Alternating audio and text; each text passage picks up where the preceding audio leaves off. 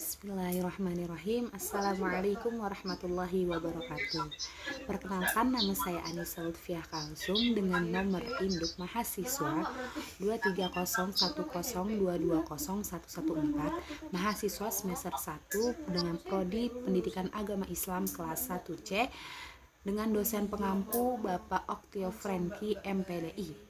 Di sini saya ingin mempresentasikan materi dari mata kuliah Ilmu Tauhid yang berjudul Aliran Khawarij. Di sini yang saya ingin jelaskan yaitu ada 4. Yang pertama ada pengertian Khawarij, sejarah perkembangan Khawarij. Yang ketiga yaitu doktrin-doktrin pokok aliran Khawarij. Yang keempat, tokoh dan sekte aliran Khawarij. Baik, langsung saja. Yang pertama yaitu pengertian Khawarij. Pengertian Khawarij di sini dijelaskan secara etimologis dan ada secara terminologi. Yang pertama secara etimologis, yaitu etimologis kata Khawarij berasal dari bahasa Arab, yaitu kharaja yang berarti keluar. Nama ini diberikan kepada mereka karena mereka itu keluar dari barisan Ali. Khawarij berkeyakinan bahwa sungguh tidak dibenarkan Ali sebagai khalifah atau imam yang telah dibaiat oleh rakyat secara sah bersedia tunduk kepada keputusan dari dua orbitator dalam penyelesaian sengketa antara dia dan pihak pemberontak Muawiyah. Jadi orang-orang yang keluar dari barisan Ali ini tidak setuju karena Ali bekerja sama lah bahasanya dengan pihak pemberontak Muawiyah. Yang kedua yaitu secara terminologi. Sedangkan yang dimaksud Khawarij dalam terminologi atau ilmu kalam ini adalah suatu sekte atau kelompok. Adapun aliran atau pengikut Ali bin Abi Thalib yang keluar meninggalkan barisan karena ketidaksepakatan terhadap keputusan Ali yang menerima arbitrase atau tahkim dalam perang Siffin pada tahun 37 Hijriah atau 648 Masehi dengan kelompok Bughat atau pemberontak Muawiyah bin Abi Sufyan perihal persengketaan khilafah. Yang kedua yaitu ada sejarah perkembangan aliran Khawarij. Perpecahan dalam Islam memang mulai tampak pasca wafat Nabi Muhammad SAW yang pada saat itu terjadi perdebatan siapa yang akan menggantikannya sebagai pemimpin umat. Karena pada saat itu menjelang wafat Nabi Muhammad SAW ini tidak menunjuk atau menentukan seseorang untuk menggantikan beliau sebagai pemimpin umat. Nah, terjadi perbedaan pendapat di pertemuan Thaqifah Bani Sa'idah, di mana satu kelompok ini menyatakan bahwa pengganti Nabi harus dari golongan Ansor, sedangkan kelompok lain harus dari golongan Muhajirin. Tetapi keputusan akhir pertemuan itu yaitu adanya pembaiatan Abu Bakar As-Siddiq sebagai khalifah. Namun ketidakhadiran Ali bin Abi Thalib ini dalam pertemuan karena sibuk mengurus pemakaman Nabi memunculkan pendapat ketiga yaitu bahwa khalifah ini harus dari keluarga Nabi.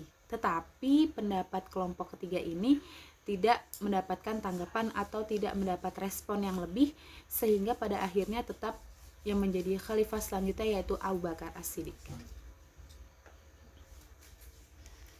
Jauh sesudahnya ketika Utsman naik menjadi khalifah, pendukung Ali mulai kurang senang terhadap sistem pemerintahan yang dijalankan dengan syarat dengan nepotisme, khususnya terhadap keluarga Umayyah. Pada akhir kekhalifahan Utsman, terdapat gerakan bawah tanah yang menuntut agar Utsman turun dari kekhalifahan dan menyerahkan kepada yang lain. Di antara kelompok ini antaranya ada pendukung Ali. Ketika Utsman terbunuh, mayoritas umat Islam melantik Ali sebagai khalifah. Keputusan ini ditantang oleh Thalhah, Zubair dan Muawiyah. Mereka menuduh Ali ikut terlibat dalam rencana pembunuhan Utsman atau setidaknya membiarkan Utsman ini terbunuh. Nah, Thalhah dan Zubair ini tidak terima dengan terbunuhnya Utsman, menuntut agar Khalifah Ali mengusut siapa dalam dibalik pembunuhan khalifah tersebut. Karena merasa aspirasi Thalhah dan Zubair ini tidak dihiraukan, maka puncaknya terjadilah perang Jamal. Jadi pada saat Tolha dan Zubair ini tidak dihiraukan pendapatnya, adanya perang Jamal yang mengakibatkan terbunuh para sahabat yang ingin menuntut balas atas terbunuhnya Utsman. Di antara yaitu Tolha dan Zubair. Begitu juga dengan kelompok Muawiyah yang susah ditaklukkan karena ia memiliki pasukan yang sangat kuat. Konfrontasi Ali dengan Muawiyah berujung pada terjadinya perang Siffin. Merasa kekalahannya sudah di depan mata, Muawiyah melakukan taktik damai, yaitu mengajukan gencatan senjata dengan Ali bin Abi Thalib. Pada awalnya ini Ali tidak menyetujui perjanjian tersebut, namun karena usulan beberapa pemuka di pihak Ali, akhirnya ia menyetujui untuk menerima perjanjian damai tersebut. Keputusan ini menimbulkan kelompok yang tidak setuju atas keputusan Ali tersebut. Terjadi pro kontra kembali di sini. Abu Musa al-Asy'ari adalah perwakilan dari pihak Ali pada pertemuan yang dikenal dengan Majelis Tahkim, sedangkan dari pihak Muawiyah mengutus Amr bin As. Pertemuan ini dilakukan di tempat tepi sungai Fusrat. Di tepi sungai Fufrat. Hasil pada tahkim tersebut memutuskan Ali dipecat dari kekhalifahan dan Muawiyah diangkat sebagai pengganti Ali sebagai khalifah selanjutnya. Peristiwa inilah yang membentuk kelompok Ali terbagi menjadi 3 kelompok, yakni ada Syiah, Khawarij, dan Murji'ah. Syiah yaitu suatu kelompok yang mendukung penuh keputusan Ali. Dia yang sangat mendukung keputusan Ali. Yang kedua yaitu ada Khawarij. Khawarij ini kebalikan dari Syiah, yaitu dia memisahkan diri karena tidak setuju dengan keputusan Ali melakukan tahkim. Selanjutnya itu ada Murji'ah atau kelompok non-blok yang tidak membela antara setuju atau tidak. Nah, selanjutnya ada doktrin aliran Khawarij. Yang pertama ada doktrin politik. Pemerintah yang bersifat demokratis, khalifah atau imam harus dipilih dengan pemilihan umum secara bebas dan sah atau demokratis oleh seluruh umat Islam. Kekhalifahan ini bisa dilanjut terus selama tetap menegakkan prinsip-prinsip keadilan dan tidak menyimpang dari kesalahan. Jadi ini bisa berlanjut jika khalifah tersebut tidak menyimpang dari kesalahan. Yang B yaitu khalifah tidak harus dari keturunan Arab. Yang C, Khalifah Ali bin Abi Thalib adalah sah, tetapi setelah peristiwa arbitrase dianggap telah menyeleweng dari ajaran mereka, maka digantilah kekhalifahan Ali. Yang kedua yaitu yang D yaitu Muawiyah dan Amr bin As, juga Abu Musa al-Asy'ari dianggap menyeleweng dan telah menjadi kafir. Yang E yaitu pasukan perang Jamal yang menyerang Ali juga kafir. Jadi di sini banyak yang menjadi kafir. Yang kedua yaitu ada bidang teologi. Orang yang berdosa besar tidak dipandang dosa apapun, baik kecil maupun besar, termasuk sesuatu yang mereka anggap salah. Mereka menghukumnya sebagai orang kafir. Mereka mengambil argumentasi ini dalam surat Al-Maidah ayat 44 yang berbunyi A'udzu billahi minasyaitonir rajim. Bismillahirrahmanirrahim. Wa man lam yahkum bima anzalallahu faulaika humul kafirun. Shadaqallahul azim. Yang artinya barang siapa tidak memutuskan perkara menurut apa yang diturunkan Allah, maka mereka itu termasuk orang-orang yang kafir. Setiap muslim itu harus berhijrah dan bergabung dengan kelompok mereka. Seseorang harus menghindari dari pimpinan yang menyeleweng seperti Utsman, Ali, Muawiyah, Abu Musa al-Asy'ari, dan Amr bin al-As. Adanya wa'd dan wa'id menunjukkan konsekuensi bahwa orang baik harus masuk surga, sedangkan orang jahat harus dimasukkan ke dalam neraka. Dan orang-orang yang tidak bertaubat itulah orang kafir yang kekal di dalam neraka. Yang ketiga yaitu ada doktrin sosial. Yang A yaitu ada amar ma'ruf nahi munkar, atau melakukan hal-hal yang menuju kepada kebaikan dan menjauhkan diri dari kejahatan atau permusuhan. Sedangkan mentakwil ayat-ayat Al-Quran yang mutasyabihat ini menjelaskan ayat Al-Quran yang masih perlu penjabaran dan penjelasan yang rinci. Yang C yaitu manusia bebas memutuskan perbuatannya, bukan Tuhan. Selanjutnya yaitu ada tokoh aliran Khawarij. Yang pertama ada Abdul Al-Karim bin Ajrad. Dia lahir di Agadir, Maroko 1883. Aliran ini berasal dari para pengikut Atiyah bin Al-Aswad. Abdul Al-Karim semula merupakan anggota dari kelompok Atiyah. Atiyah adalah kelompok Al-Najadat karena memang Al-Najadat ini induknya.